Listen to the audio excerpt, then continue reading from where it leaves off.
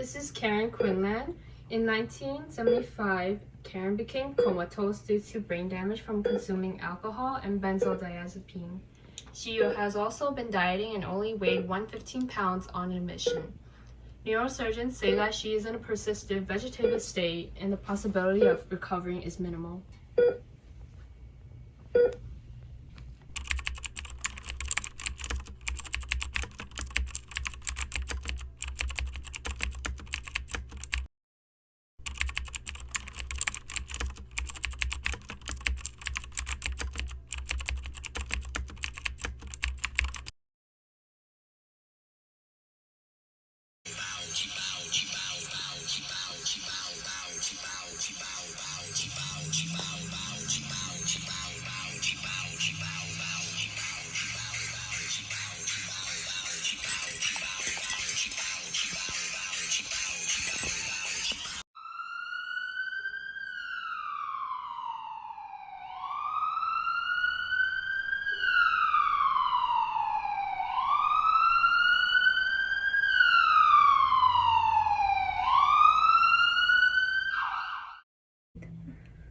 Doctor, how is Karen doing?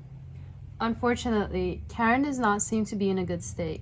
The mixture of the drugs and alcohol suppressed her breathing, which has led to a loss of oxygen and destroyed her higher brain. Karen is in a serious form of coma, otherwise known as persistent vegetative state, and we put her on a respirator in order to help her breathe. She's in a coma? How is that possible? I see her head and eyes moving around. She makes noises and seems as if she's trying to pull away the tube in her mouth. Oh Jesus, she's only 21. I can't imagine Karen ever seeing herself like this. This would be the worst thing in the world for her. It's common for coma patients to also show some response to external stimuli. In fall of 1975, Karen's parents made the decision that she would never recover consciousness and opt to disconnect the respirator and let Karen's body pass away. However, the physicians disagree with Karen's parents. I apologize, Miss Quinlan, but unfortunately, I cannot remove the respirator. She will never wake up. Karen once said that she would never want to be kept alive in a vegetative state.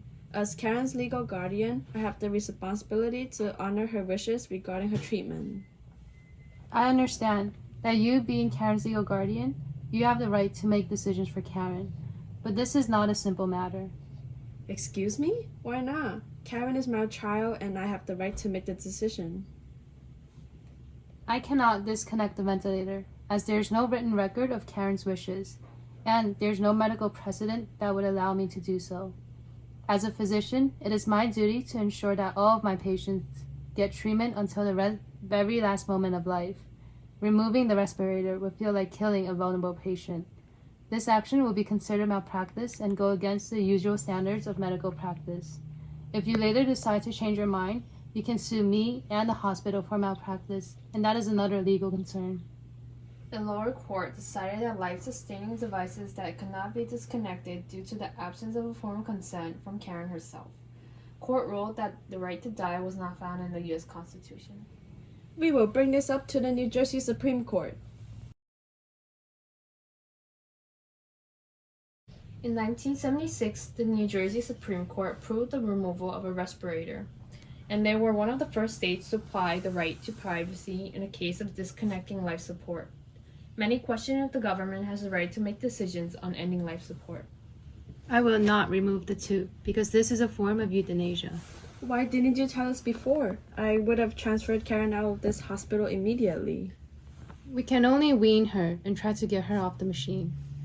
Karen's parents and lawyer were confused and did not understand what they meant by weaning. Unfortunately, they eventually understand over the course of 10 years.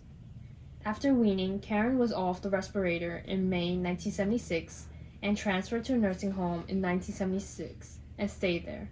She remained in a vegetative state for nearly 10 more years. In 1986, Karen passed away from pneumonia.